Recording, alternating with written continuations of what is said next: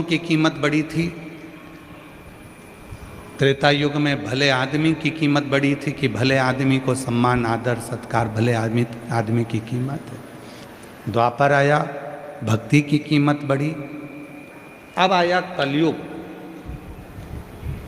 तो कलयुग में केवल भ्रष्ट व्यक्ति की कीमत बढ़ी है, बाकी की सबकी कीमत घट गई है।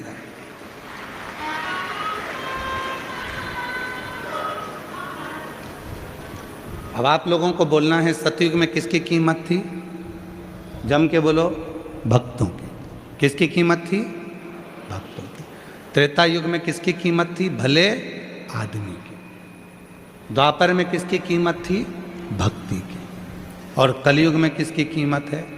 भ्रष्ट व्यक्ति की। जो जितना आडंबर कर सकता है, जो जितना ढोंग कर सकता है, जो जितना पाखंड कर सकता है, जो जितना भ्रष्ट होगा, दुनिया के लोग बस उसी को श्रेष्ठ समझ ले। भ्रष्ट।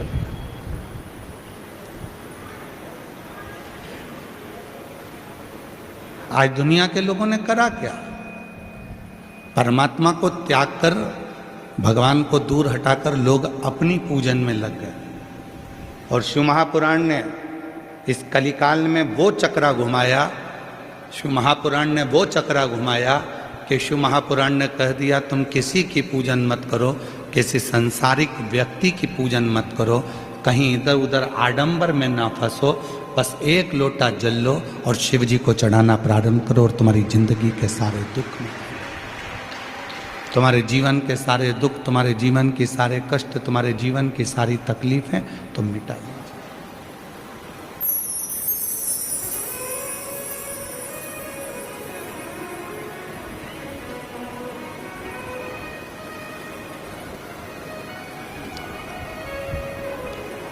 आप में से कितने लोग हैं? 1 2 3 4 5 और पीछे के जितने पंडाल हैं उसमें जो लोग बैठे हो, लाखों की संख्या में आप लोग आए हैं। आप में से कितने लोग हैं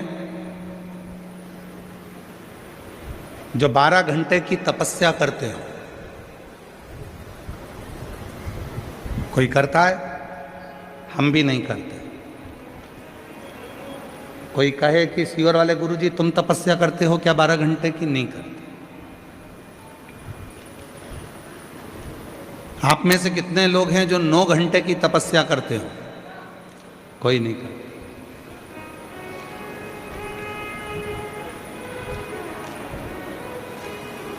आप में से कितने लोग हैं जो कम से कम 4 घंटे की तपस्या करते हो? कोई नहीं करता। क्यों?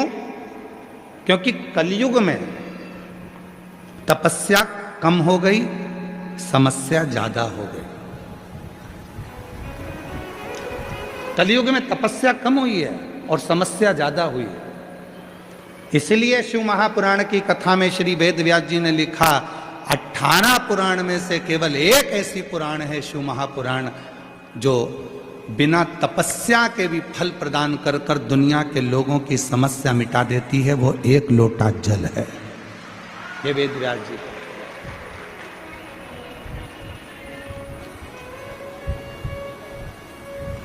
14 घंटे की तपस्या, 12 घंटे की तपस्या, 6 घंटे की तपस्या, 3 घंटे की तपस्या, 2 घंटे की तपस्या, 1 घंटे की तपस्या। कली काल में तपस्या कम हो गई है और समस्या बढ़ती चली गई है। हर व्यक्ति के जीवन में समस्या पड़ी हुई है। दुनिया का कोई संत, कोई साधु, कोई सन्यासी, कोई तपस्वी, कोई साधक, कोई उपासक, कोई महात्मा, कोई जोगी, कोई सन्यासी, दुनिया का कोई ज्योतिषाचार्य, दुनिया का कोई साधारण व्यक्ति, दुनिया का कोई सेठ, दुनिया का कोई गरीबड़ा और दुनिया का कोई व्यक्ति आकर कह दे कि मेरे जीवन में समस्या नहीं है तो हम मानेंगे ही नहीं। क्योंकि जो जन्म लेता है, भगवान राम ने भी अगर पृथ्वी पर जन्म लिया है तो उनकी जिंदगी में भी समस्या चली है। भगवान कृष्ण ने भी जन्म लिया है तो उनकी जिंदगी में भी समस्या चली है। स्वयं भारत की भूमि के जितने बड़े बड़े संत, प्रहलाद, ध्रुव, मीरा, कर्मा, नरसिंह मेहता, नानी भाई, जितने जितने भारत की भूमि के संत हुए उनकी भी जिंदगी में समस्या चली, उनके भी जीवन में समस्या चलती रही।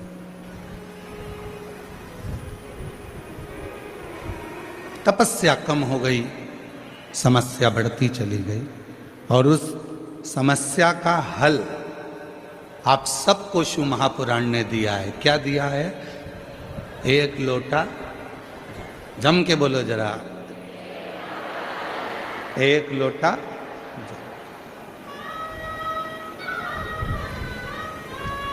14 घंटा तपस्या नहीं कर सकते, 12 घंटा तपस्या नहीं कर सकते,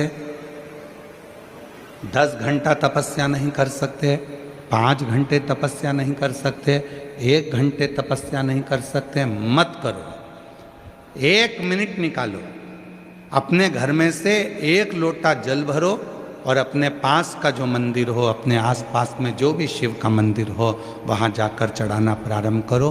तुम्हारी जिंदगी भर की तपस्या का फल शिव देना प्रारंभ कर देंगे और शिव तुमको सुख देंगे।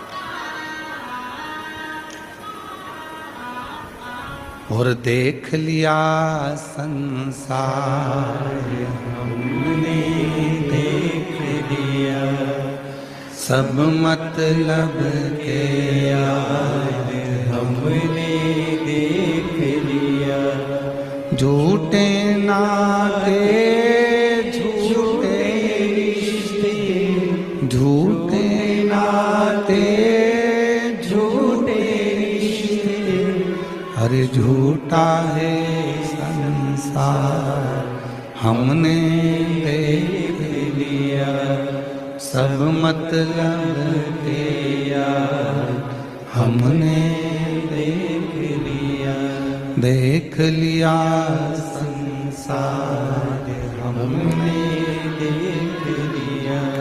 कोई ना आए, कोई, तब आखिरी में वो शिव आए, शंकर।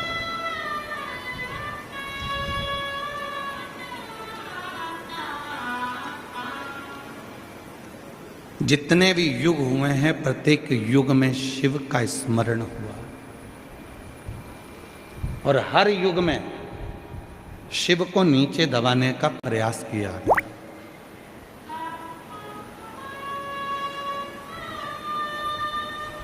प्रत्येक युग।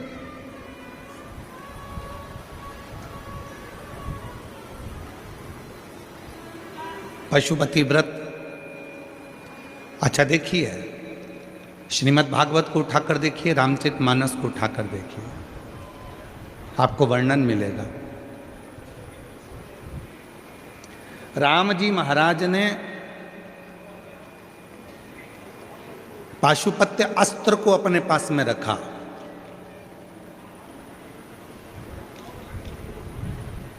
श्रीमद् भागवत कथा में वर्णन आता है कि भगवान कृष्ण ने पाशुपत्य योग को अपने पास में रखा और जब पाशुपत्य योग भगवान कृष्ण को मिल गया तो उन्होंने पाशुपत्य अस्त्र भी अपने पास में रखा।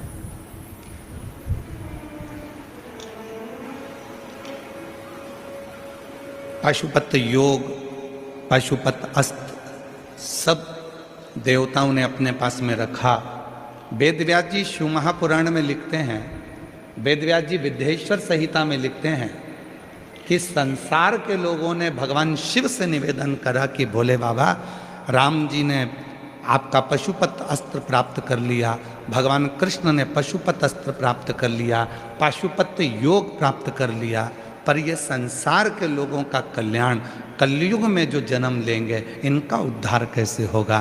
तो वेद व्यास जी लिखते हैं कि भगवान शिव स्वयं माँ पार्वती से कहते हैं कि कली काल में मैंने त्रेता में राम जी को पशुपत अस्त्र दिया है, मैंने द्वापर में भगवान कृष्ण को पशुपत अस्त्र दिया है, मैंने द्वापर में भगवान कृष्ण को पाशुपत योग दिया है, मैंने त्रेता में भगवान राम को पशुपत योग दिया है, पर मैंने कलयुग के लोगों के लिए एक व्रत बचा कर रखा है और वो है पशुपति व्रत। ऐसा व्रत जिससे व्यक्ति कलिकाल में सारे सुख प्राप्त कर सकता है।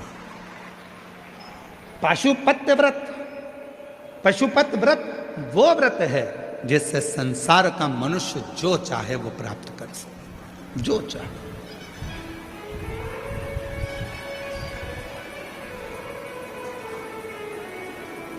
एक बहन ने एक पत्र लिखा है,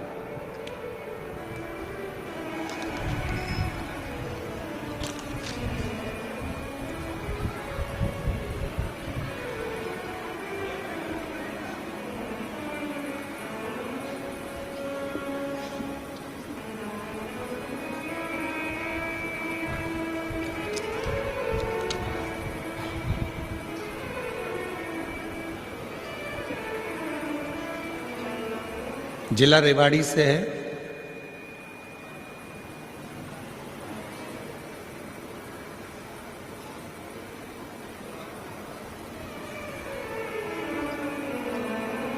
जिला रेवाड़ी, पत्र जिनने लिखा है अगर वो बैठे हों तो हाथ हिला सकते हैं और आ सकते हैं। जिला रेवाड़ी से, गांव जड़थल। गुरुजी प्रणाम। पहले हम लोग बहुत गरीब थे। मेरे पति का नाम छत्रपाल और मेरा नाम लक्ष्मी है। हमने बहुत सालों तक, महीनों तक हम प्रजापति हैं, तो हम लोग ईंट के भट्टे पर काम करते हैं। हमारा खुद का कोई भट्टा नहीं है, दूसरे के ईंट के भट्टे पर हम काम करते हैं, ईंट ढोते हैं। गुरुदेव, हमने अपने बच्चे की पढ़ाई ईंट ढो ढो कर 10वीं तक की कराई और 10वीं की पढ़ाई करने के बाद बेटा भी ईंट ढोने में लग गया। हमने हमारे बेटे से कहा कि बेटा ईंट तो ढो पर साथ में थोड़ी पढ़ाई भी कर। 10वीं तक सरकारी स्कूल में पढ़ाकर बेटे को भी काम पर लगाया। एक दिन बेटे ने कहा, माँ, क्या जैसे दूसरे लोग सरकारी नौकरी कर सकते हैं तो क्या मैं भी कर सकता हूँ? मैंने अपने बेटे से कहा कि उसके लिए तो और पढ़ना पड़ेगा। तब मेरे बेटे ने पढ़ना प्रारंभ करा। गुरुदेव, बेटे के लिए हम इधर उधर से पैसा लाते और उसको अच्छे स्कूल में पढ़ाते एक दिन बेटे ने पढ़ाई तो कर ली पर उसका कोई योग नहीं बना नौकरी का। तो हिम्मत हार गया। माँ, इतना पढ़ने के बाद अगर मैं ईंट के भट्टे की ईंट ढोऊं तो क्या काम? तब मैंने अपने बेटे से कहा कि मैं ईंट बनाते बनाते वो सियोर वाला बाबा है ना, उसकी कथा सुनती हूँ मोबाइल पर। सेठ जी उसका ट्रैक्टर में कथा लगा देता है, वो सुनने को मिलती है, तू भी उसकी कथा सुन। गुरुदेव, मेरे बेटे ने 2 महीने तक आपकी कथा सुनी, पशुपतिनाथ का व्रत किया, अपनी मेहनत को 4 गुना बढ़ाया और बाबा की ऐसी कृपा शायद किसी पर हुई हो जो मेरे बेटे पर हुई है। आज मेरा बेटा फरीदाबाद में एसडीओ के पद पर नियुक्त हो गया। आज मेरा बेटा फरीदाबाद में एसडीओ के पद पर नियुक्त हो गया। शायद दुनिया में किसी पर कृपा करी तो वो मेरे बेटे पर मेरे बाबा ने कृपा करी। कहीं बैठी हो,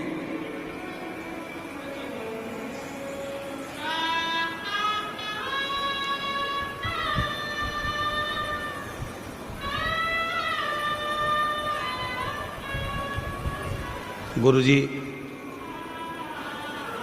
और मेरे बाबा को मैं क्या धन्यवाद दूं? जरा पत्र को पढ़िएगा। इस पत्र की जरा ऊपर वाली लाइन का आप स्मरण करिएगा। मेरे बाबा ने केवल एक नौकरी नहीं, पत्र को पढ़िएगा, मेरे बाबा ने 3-3 नौकरी मेरे बेटे को दी है। 3-3 नौकरी दी, कोई एक नौकरी नहीं छोड़ी। वेदव्यास जी लिखते हैं अपनी शिव पुराण के अंतर्गत, वेदव्यास जी वर्णन करते हैं शिव महापुराण के अंतर्गत। शिव महापुराण में वेदव्यास जी लिखते हैं, मैंने राम जी महाराज को पशुपत अस्त्र दिया है त्रेता में, मैंने राम जी को पशुपत योग दिया है त्रेता में, मैंने द्वापर में भगवान कृष्ण को पशुपत अस्त्र दिया है, पशुपत योग दिया है। तब कली काल के लोगों के लिए, कलयुग के रहने वाले मनुष्यों के लिए, इनकी कार्य सिद्धि के लिए आपने क्या दिया है? तो वेदव्यास जी लिखते हैं कि शिव जी कहते हैं, पार्वती मैंने कली काल के मनुष्य के लिए पाशुपत व्रत दिया है। इस व्रत को जो नियम से धारण करता है, शिव कहते हैं कलयुग में उसके मनवांछित फल की प्राप्ति होना प्रारंभ हो। ये वो व्रत है, ये वो साधना है, ये वो तप है, ये वो व्रत है। पशुपत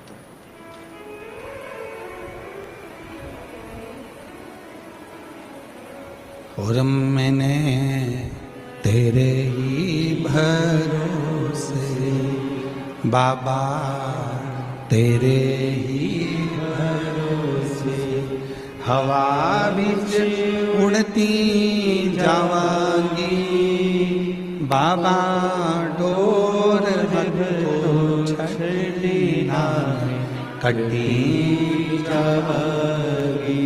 भोले मैं तेरी भगत, शंभू मैं तेरी भगत। शिव ने दिया है, अब संसार के लोग उसको धारण करें ना करें।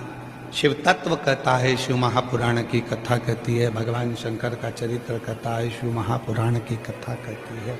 शिव तत्व कहता है कि इस संसार सागर में, इस भव सागर में शिव की साधना, शिव का तप, शिव की भक्ति बार बार जन्म और मरण के प्रपंच से दूर कर देती। हम नहीं कर सकते। हो सकता है जयपुर के लोग 14 घंटे, 15 घंटे, 10 घंटे की तपस्या करते हों, पर सियोर वाला महाराज तो 10 घंटे की जाने दो, 3 घंटे की तपस्या भी नहीं करता। हम अपनी कह रहे हैं।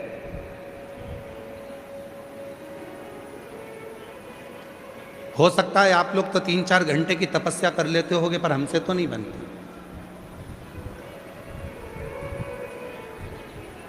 हाँ, हमसे एक काम बनता है जो मेरे वेद व्यास जी ने लिखा शिव पुराण में, कि कली काल में, इस कलयुग में तपस्या कम हुई है, समस्या बड़ी है, और समस्या का हल करने के लिए वेद व्यास जी ने 1 लोटा जल और श्री शिवाय नमस्तुभ्यम का मंत्र दिया है, जिसको हम जपते हैं, भजते हैं और शिव को चढ़ाते हैं।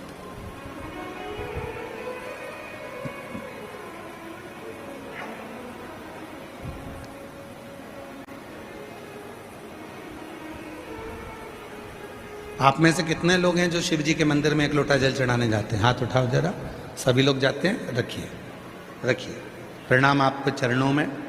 मैं नमन करता हूँ जयपुर की इस पवित्र मेरी बहनों को, मेरे जीजाओं को, मेरी बेटियों को, बेटाओं को, मेरे बुजुर्ग माँ बाप को मैं प्रणाम करता हूँ आपको, जो आप शिव के मंदिर में जाते हो। और भोलेनाथ जी से कहते रहना, कुछ भी हो जाए तेरा मंदिर मत छुड़वाना, पलंग पर मत पटकना, चलते फिराते अगर लेकर भी जाना है तो किसी के आश्रित कर कर मत पटकना, चलते फिरते तेरे धाम तक लेकर जा। चलते फिर। हमें तपस्या नहीं आती है, हमें मंत्र नहीं आता, हमें साधना नहीं आती, हमें नियम नहीं आता।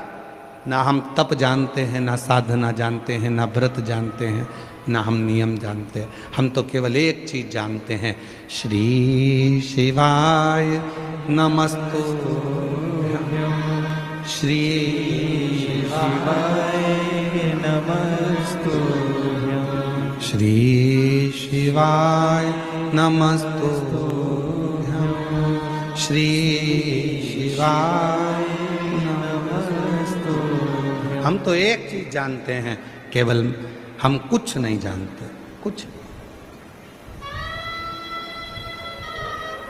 कितनी सुंदर बात है। एक बार मां पार्वती जी बैठी थी अमरनाथ जी की गुफा में और शिव जी कथा कह रहे हैं।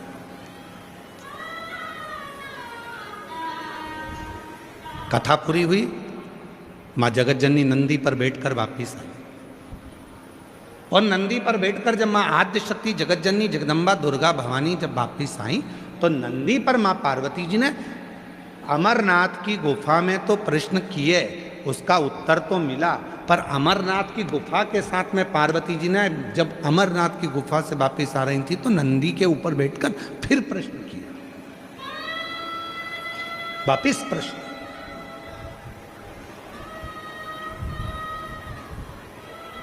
और पार्वती जी ने कौन सा प्रश्न किया? पार्वती जी बोली, संसार के कई लोग हो सकता है कि विद्या अध्ययन नहीं करे हो, संसार के बहुत सारे लोग ऐसे हैं, हो सकता है किसी गुरु की शरणागति ना गए हो, संसार के कई लोग ऐसे हैं जिन्होंने किसी विद्यालय में पढ़ाई ना करी हो, संसार के कई लोग ऐसे हैं जिन्होंने कहीं किसी गुरु की शरणागति ग्रहण ना करी हो, किसी के उनको संस्कृत बोलना नहीं आती, उनको मंत्र बोलना नहीं आते, उनको साधना करना नहीं आती। क्या आप संसार के लोगों के लिए ऐसे कोई मंत्रों का निर्माण करें हैं जिससे संसार के लोग अगर उस मंत्र का स्मरण करें तो उनको उसका फल मिल जाए? तो शिव जी ने शाबर मंत्र का प्रयोग बताया। शाबर मंत्र जो शिव के द्वारा स्वयं प्रकट हुआ, शाबर।